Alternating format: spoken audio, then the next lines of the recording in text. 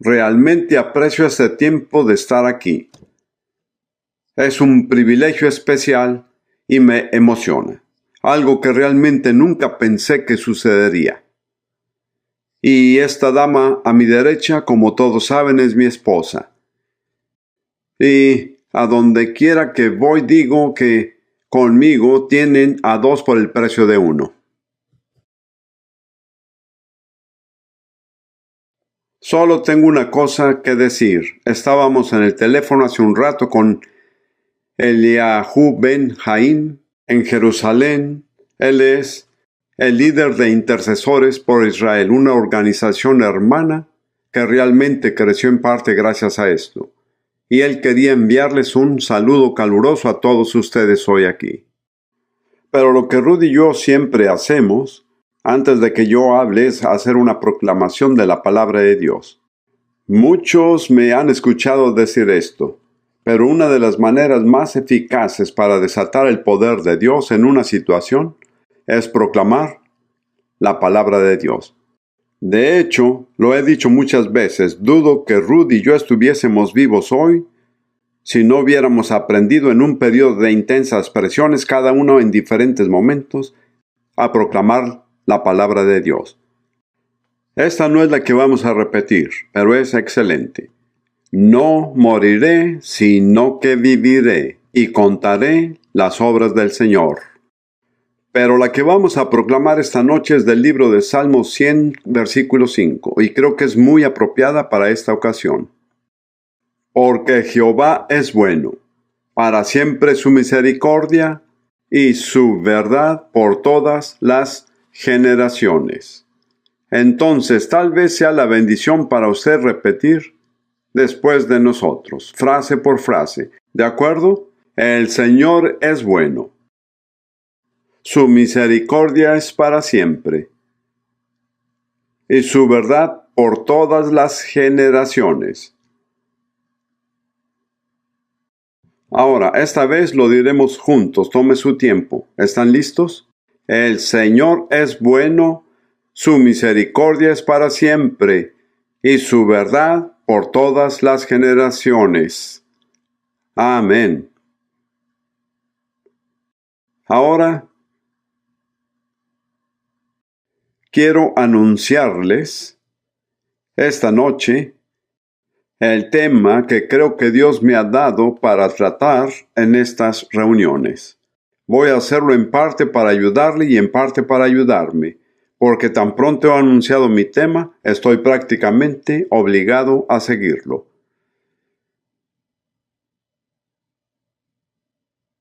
Mi tema es: en toda nación donde la iglesia se establece, Dios pide cuentas a la iglesia de la condición de esa nación. Esta es una idea de gran alcance y le daré algunos pasajes pertinentes en su momento. Pero es muy importante para nuestra reunión porque lo que queremos es alcanzar a los Estados Unidos. Si yo tuviera que alcanzar a Estados Unidos esta noche, este sería el lugar equivocado. Porque casi todos ustedes son creyentes comprometidos. Pero también creo que para alcanzar a los Estados Unidos, yo, al igual que cualquier otra persona involucrada, tiene que alcanzar a la iglesia. Porque es por medio de la iglesia que Dios alcanza a una nación. Y Dios también juzga a una iglesia, en parte por la condición de la nación a la cual Él le pide cuentas. Hubo un gran avivamiento. Estoy un poco cansado de esa palabra avivamiento, no sé usted, pero la escucho frecuentemente y se usa de manera equivocada. Pero en 1904, en el país de Gales, en las Islas Británicas, hubo un genuino avivamiento y sacudió a toda la nación. Afectó a todo el mundo en todas partes. Gales es una nación de mineros, y los mineros eran gente muy mala y gente muy grosera. Pero cuando el avivamiento tocó a los mineros, afectó en gran manera el trabajo de las minas. porque usaban potros para cargar el carbón de un lado a otro.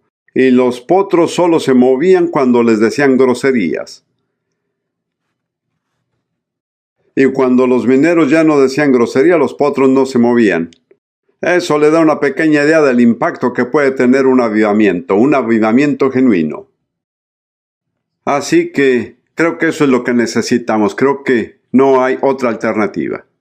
No tenemos otra esperanza, aparte de que Dios se mueva de tal forma que toque a millones de personas de manera soberana.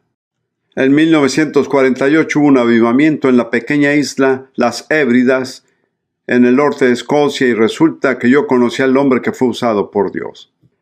Y era gente muy sencilla, en una sencilla aldea rural.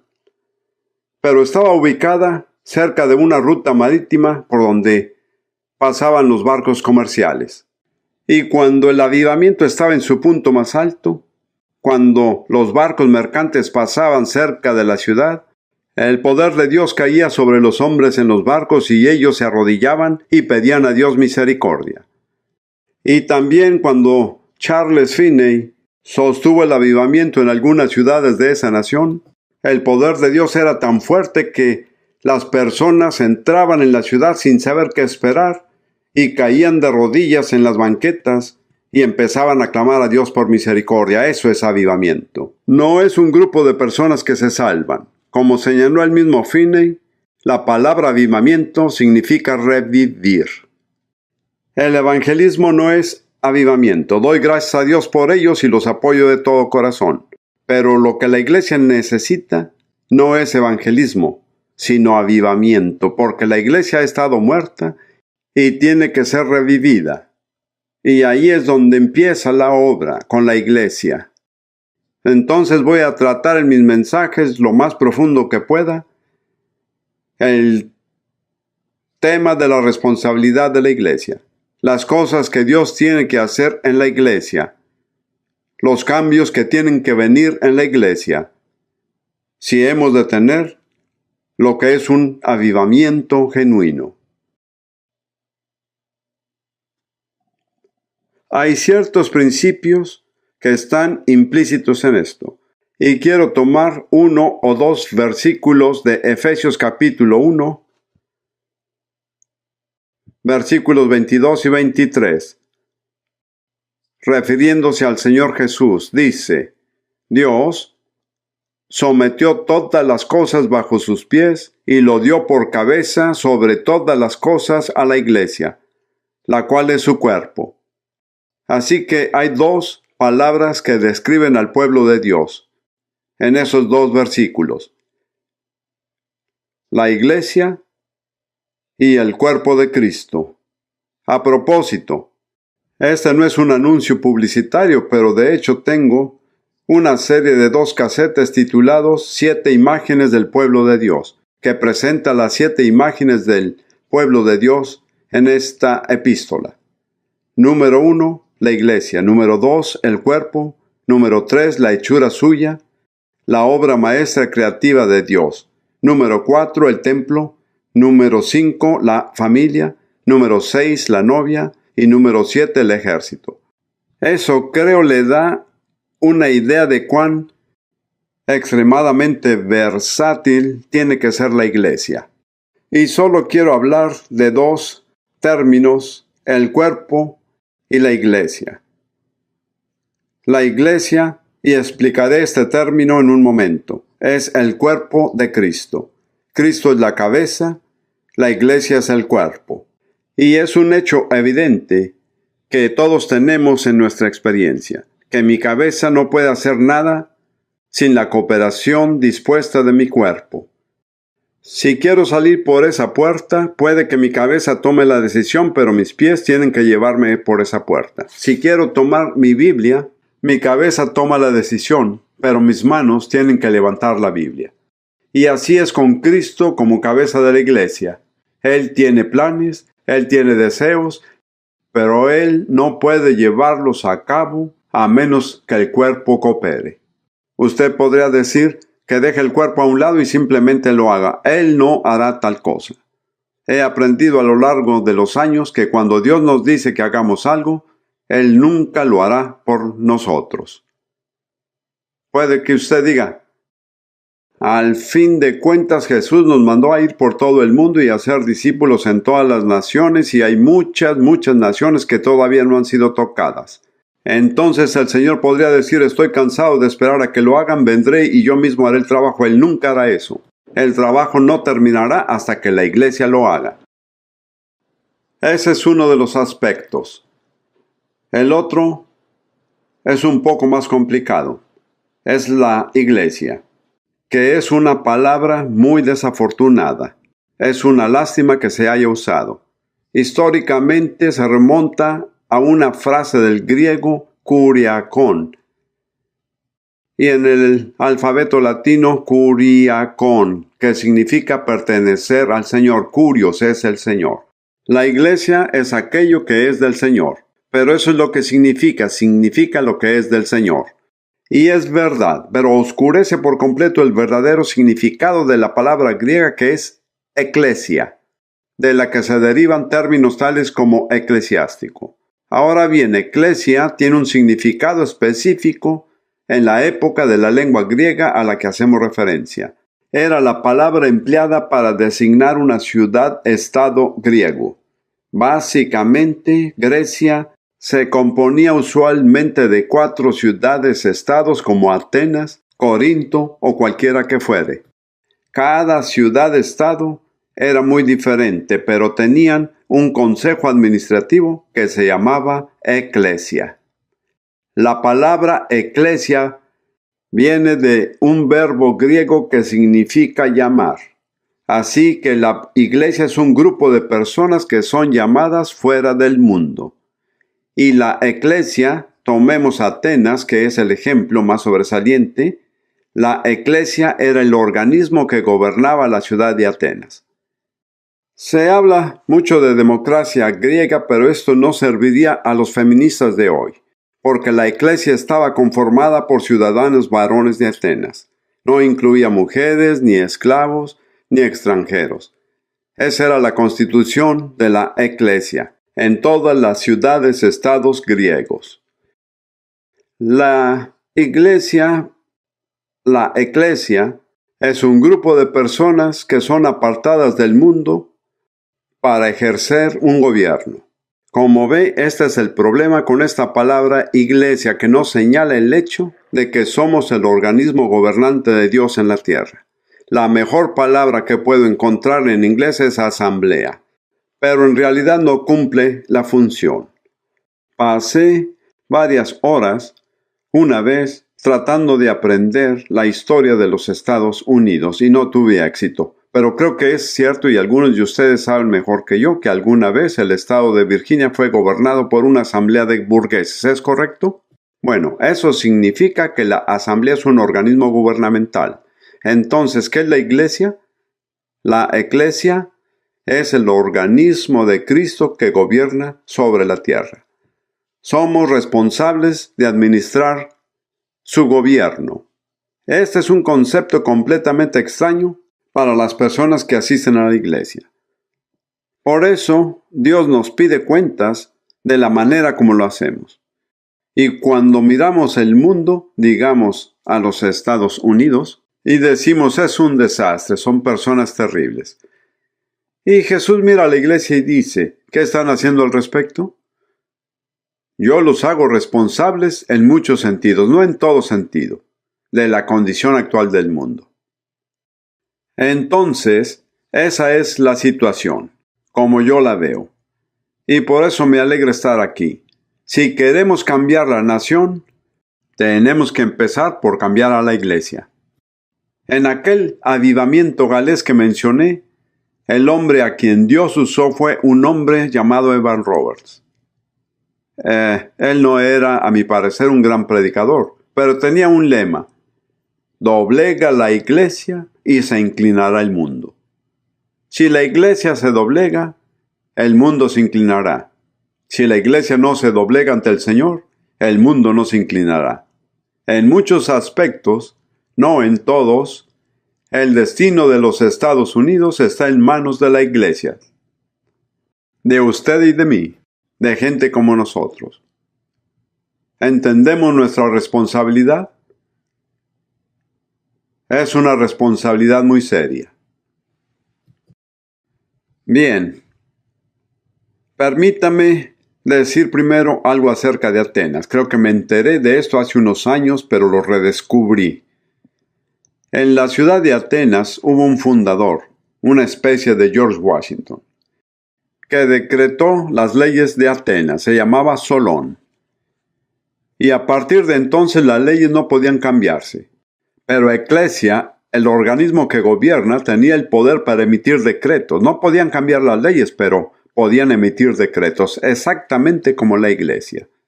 Cristo ha establecido las leyes, pero nosotros podemos emitir los decretos. No podemos transgredir las leyes, pero podemos imponer las leyes por los decretos que sancionamos. Dice una antigua traducción del libro de Job: estableceré un decreto, establecí sobre él mi decreto. Realmente creo que llega un momento en nuestra relación con el Señor en el que podemos emitir decretos que serán ejecutados, porque nuestra autoridad no viene de nosotros, viene de Jesús, que es la cabeza sobre todas las cosas de la Iglesia, que es su cuerpo. Entonces, por medio de la Iglesia, Jesús ejecuta sus propósitos redentores, sin importar cuánto nos demoremos, y hemos tardado 19 siglos en llevar el Evangelio a todas las naciones. Jesús no va a bajar del cielo para terminar el trabajo. Él no va a regresar hasta que lo hayamos terminado. El pasaje clave de los ministerios de Derek Prince es Mateo 24:14. Y será predicado este evangelio del reino en todo el mundo para testimonio a todas las naciones, y entonces vendrá el fin. ¿Cuándo vendrá el fin? Cuando el evangelio del reino, y no alguna versión simple del evangelio, sino el evangelio verdadero. Cuando el evangelio del reino haya sido proclamado en todo el mundo a todas las naciones, entonces vendrá el fin. ¿Quién es responsable de proclamar el evangelio a todo el mundo, a todas las naciones? Le animo a decirlo. Yo soy responsable con el resto del cuerpo. Y Jesús no bajará del cielo para hacerlo. Él está esperando. Y está esperando pacientemente y en cierto sentido con impaciencia. ¿A cuántas otras cosas les hemos dado prioridad en lugar de esta misión prioritaria? Quiero decir, espero que no suene jactancioso. Ruth y yo nos casamos en 1978. Este es mi segundo matrimonio. Algunos de ustedes conocieron a mi esposa Lidia, que era danesa. Solo los daneses saben lo que es un verdadero danés. Y me alegra tener dos daneses sentados aquí. En 1979, yo sentí que el Señor me dijo: quiero que empieces un programa de radio. Yo nunca me vi como un predicador de radio. No teníamos recursos adicionales, pero avanzamos en obediencia y con timidez. Y empezamos un programa radial titulado Llaves para Vivir con Éxito, en 8 emisoras, con un presupuesto de $8,000 mensuales, y no sabíamos de dónde saldría ese dinero. Pero lo hicimos en obediencia y lo hicimos con una visión. Hoy creo, y no estoy seguro, pero creo y puedo preguntar, creo que está en 14 idiomas diferentes. Se transmite en cada continente. Está en chino, en ruso, árabe y español, para mencionar 4 idiomas principales. Es todo. Nosotros solo empezamos y Dios hizo el resto, pero si no hubiéramos comenzado, Dios nunca lo habría hecho.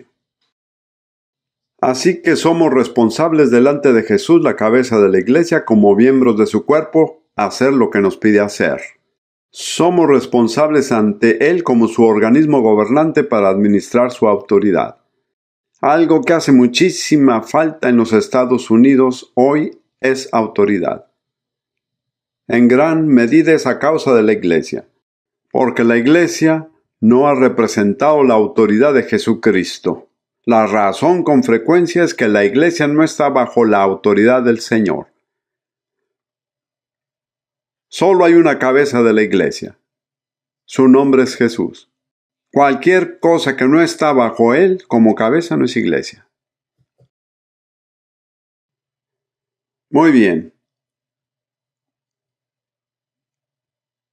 Ahora quiero darle un ejemplo concreto de lo que sucede cuando la iglesia falla. Está en 2 de Tesalonicenses 2, versículo 8.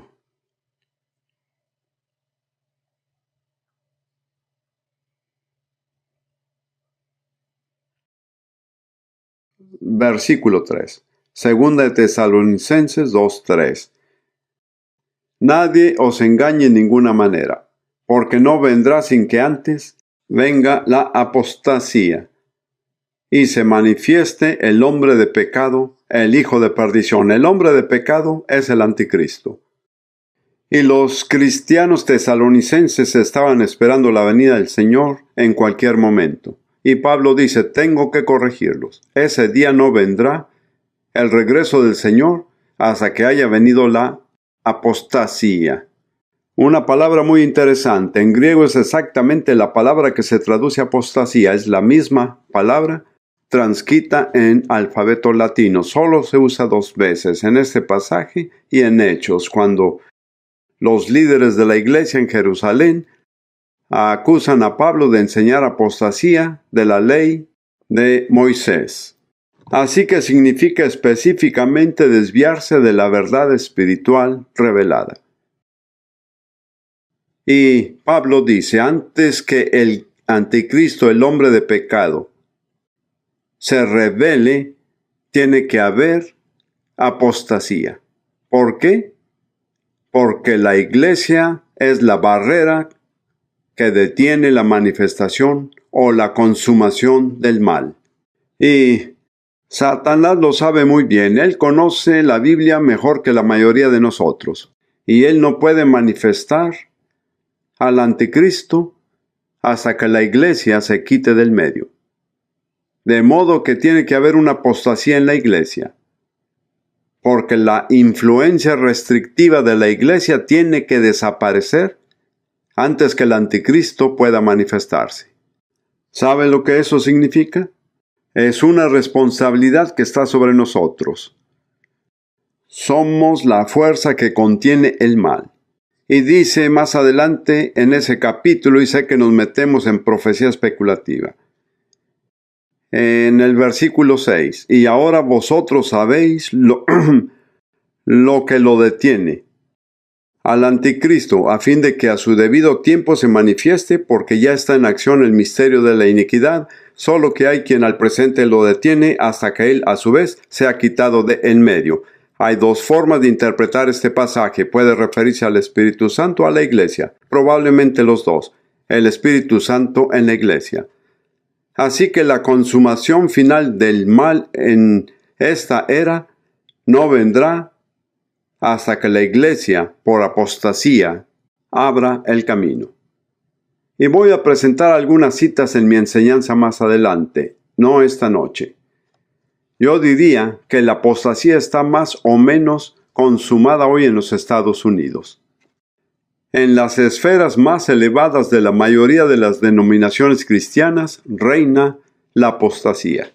Apostasía, blasfema, que niega a Cristo, que enoja a Dios. Le daré 1 o 2 citas más adelante en estas reuniones. Creo que no nos falta mucho para que la apostasía sea completa. Pero entre tanto, ¿cuál es nuestra responsabilidad? Detener las fuerzas del mal. Somos la asamblea gubernamental. Somos quienes deben cumplir la autoridad de Cristo, no en todas las áreas, sino en ciertas áreas específicas. Para resumir un poco, lo que Dios hará en los Estados Unidos depende en gran manera de lo que haga la iglesia. ¿Escuchó esto? tengo que repetirlo, lo que Dios hará en los Estados Unidos depende en gran medida de lo que haga la Iglesia. Le daré un pasaje bíblico, conocido, que es la cita por excelencia para los intercesores. Segunda de Crónicas 7:14. Si mi pueblo, sanaré su tierra. He dejado incompleto el texto, pero lo que quiero decir es que si Dios ha de sanar nuestra tierra, su pueblo tiene que hacer algo. Si su pueblo no lo hace, Él no sanará la tierra. Esto pone una clara responsabilidad sobre usted y sobre mí. Solo me falta señalar un punto más, y luego voy a concluir por hoy. La pregunta que todavía no tiene respuesta es, ¿quiénes son la iglesia? ¿Quiénes son la iglesia? Y quiero darle una respuesta que creo le puede impresionar. Voy a citar 4 pasajes en total. Primero, Mateo 28, 19.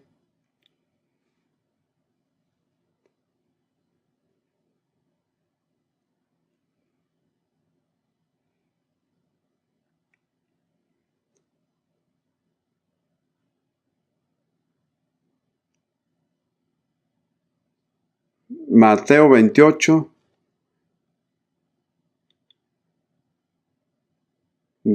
19 y 20. Jesús dijo a sus apóstoles después de su resurrección: por tanto, id y hacer discípulos a todas las naciones, bautizándolos en el nombre del Padre y del Hijo y del Espíritu Santo, enseñándoles que guarden todas las cosas que os he mandado. Y aquí yo estoy con vosotros todos los días hasta el fin del mundo. Jesús dijo, id y hacer discípulos a todas las naciones, y luego dijo, enséñenles. La evidencia de que han aceptado la responsabilidad del discipulado es que se bautizan en el nombre del Padre, del Hijo y del Espíritu Santo. Escucho a cristianos queridos hablando acerca de discipular naciones. Nadie es discipulado hasta que sea bautizado, porque esa es la marca del discipulado. Así que podemos ir e influir sobre las naciones, pero no los hacemos discípulos hasta que ellos se sometan al bautismo. Se habla mucho hoy acerca de cristianizar nuestra cultura. Yo soy escéptico a esto. No creo que nuestra cultura pueda ser cristianizada. Nuestro trabajo es hacer discípulos, no cristianizar gente. ¿Está de acuerdo con eso? Muy bien, ahora. Jesús no nos dijo, id a ser miembros de iglesia. Para ser honestos, la mayoría de nosotros pensamos, bueno, tenemos 8,000 miembros en la iglesia. ¿Cuántos discípulos tenemos? Bueno, tal vez 23. Tal vez piensa que no hablo en serio. Bueno, le mostraré lo que él dice. En Hechos capítulo 11, versículo 26.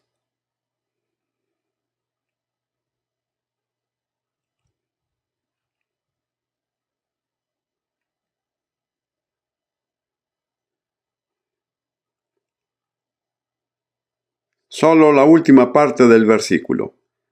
Hechos 11, 26. Y a los discípulos se les llamó cristianos por primera vez en Antioquía. El término cristiano solo aparece 3 veces en el Nuevo Testamento. Esta es una de ellas. ¿A qué clase de personas se les llamó cristianos? A los discípulos.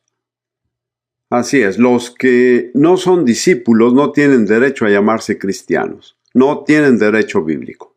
Este es un país de libertad de expresión, puede decir lo que quiera, pero lo que diga puede que no sea bíblico. Así que Jesús dijo, id y hacer discípulos. El problema es que no hemos guardado sus mandamientos. Ha habido maravillosas excepciones. Le diré por qué es un error hacer miembros de iglesia que no son discípulos. Número 1.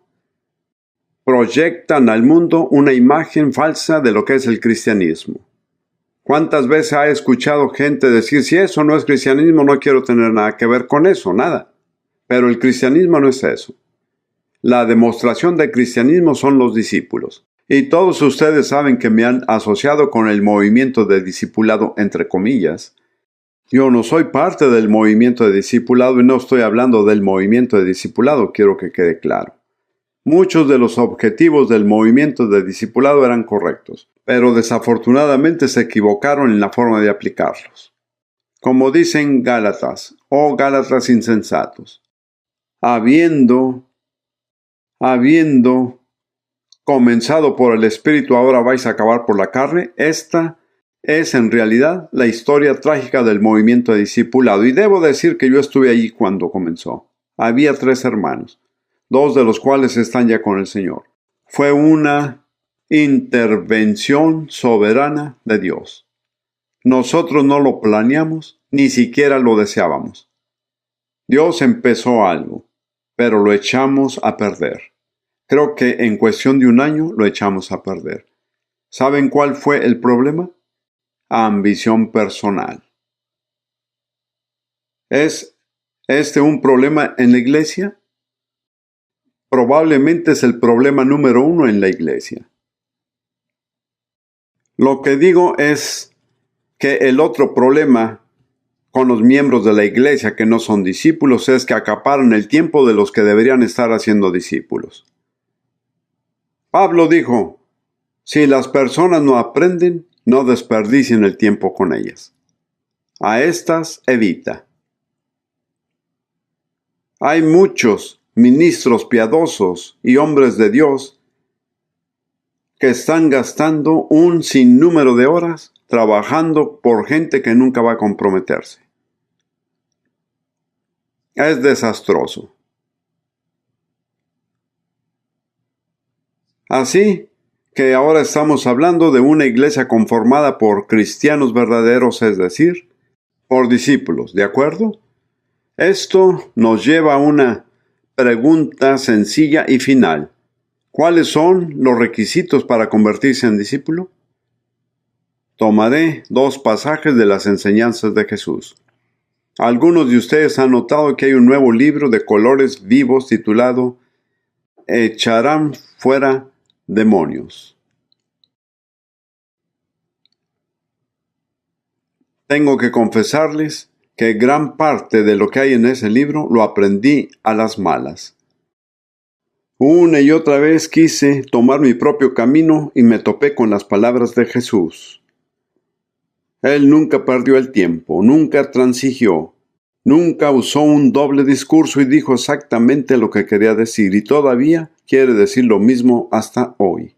Quiero tomar 2 declaraciones suyas concernientes a los discípulos. La primera está en Mateo 16, versículos 24 y 25. Mateo 16, 24 y 25. Entonces Jesús dijo a sus discípulos, si alguno quiere venir en pos de mí, y eso significa convertirse en discípulo, porque la marca de un discípulo en la cultura judía es seguir a su maestro. Nunca se adelanta a él ni camina al lado de él, sino camina atrás. Y aquellos que caminaban detrás de Jesús eran sus discípulos. Había toda clase de gente que lo rodeaba, pero no eran discípulos. En cambio, los que caminaban detrás de él, esos eran discípulos. Jesús dijo, pues si alguno quiere venir en pos de mí, niéguese a sí mismo y tome su cruz y sígame. Porque todo el que quiere salvar su vida, alma, la perderá. Y todo el que pierda su vida o su alma, por causa de mí, la hallará. Así que hay 2 requisitos invariables. Número 1, negarse a sí mismo. Número 2, tomar su cruz. Alguien dijo, su cruz es el lugar donde la voluntad de Dios y su voluntad se cruzan. También es el lugar donde usted muere. Dios nunca impone la cruz. Es algo que se toma voluntariamente. Y luego Jesús dijo, porque todo el que quiera salvar su vida, aquí la palabra en griego es alma. Si quiere aferrarse a su vida, a su alma, la perderá. Si está dispuesto a perderla, la encontrará. Ahora el alma, en la fisiología o en la constitución del ser humano, tiene 3 componentes: espíritu, alma y cuerpo. El hombre tripartito creado en la semejanza de un Dios trino. Y el alma es el ego. Usualmente se interpreta como la voluntad, el intelecto y las emociones. Para expresarlo en términos sencillos, es aquella parte que dice yo quiero, yo siento, yo pienso. Y eso hay que hacerlo morir. Lo que usted quiere no es importante, lo que usted siente no es importante, lo que piensa no es importante, es lo que Dios dice. Y tiene que hacer morir todo ello. No puede ser un discípulo sin tomar ese paso. Poner fin al ego voluntariamente. Si vemos 2 de Timoteo 3, no hace falta buscarlo ahora. Hay una imagen muy gráfica en los 5 primeros versículos de la condición de la humanidad, al final de los tiempos. Y enumera 18 pecados horribles en esa lista. Pero los primeros 2 y el último tienen que ver con lo que se ama. El amor a sí mismo, el amor al dinero y el amor al placer.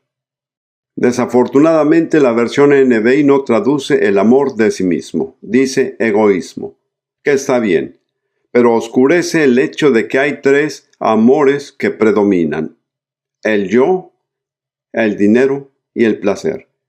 Y en 1 de Timoteo 6:10 dice, porque raíz de todos los males es el amor al dinero. De modo que todo lo que es malo en ese capítulo se desprende del amor al dinero. Yo diría que el amor al dinero es el impulso predominante en los Estados Unidos hoy. Y no todos ustedes han vivido tanto como yo, no siempre fue así en el mundo anglosajón. Yo vengo de una familia de militares. Todos mis antepasados han sido oficiales en el ejército británico. Algunos no eran cristianos, pero debo decir que no vivían motivados por el amor al dinero. ¿Qué los motivaba? Una palabra que ya no se usa, deber. La gente ha cambiado. Algunos no han vivido lo suficiente para ver cómo ha cambiado la gente. Esta es una señal del fin de los tiempos. El amor de sí mismo, el amor al dinero y el amor al placer. Pero si ha existido una era egocéntrica, es esta. Las palabras como autodesarrollo, autoconservación, autoexpresión. Y lo que la gente no comprende es que el yo que expresan es un rebelde. Y vemos la multiplicación de la rebeldía. Esas son las condiciones para el discipulado.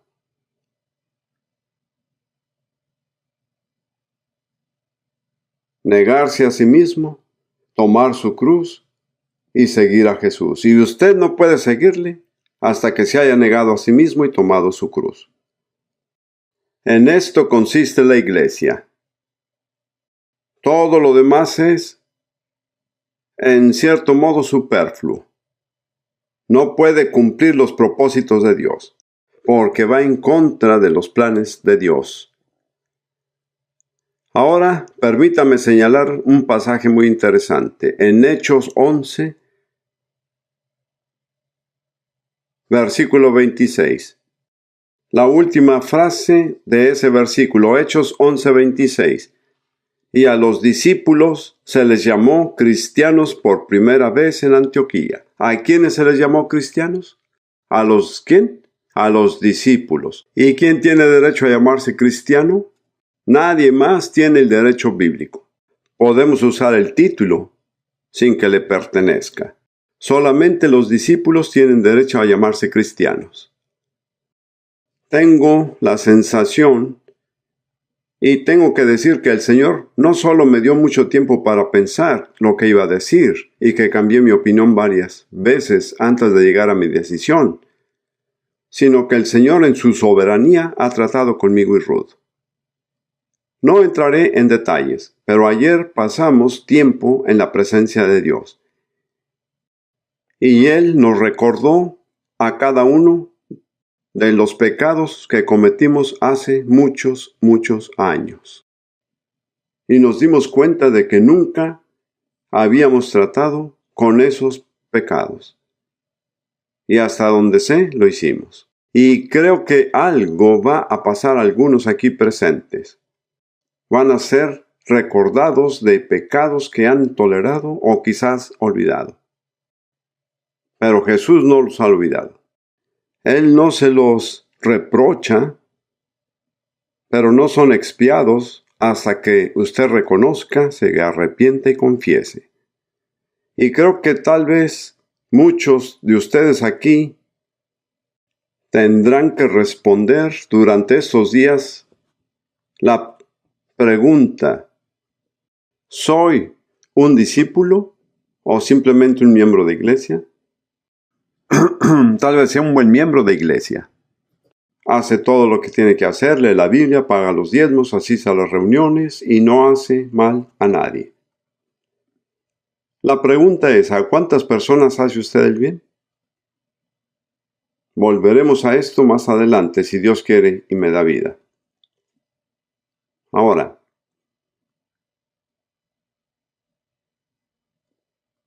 veamos el otro pasaje concerniente al discipulado. Lucas 14,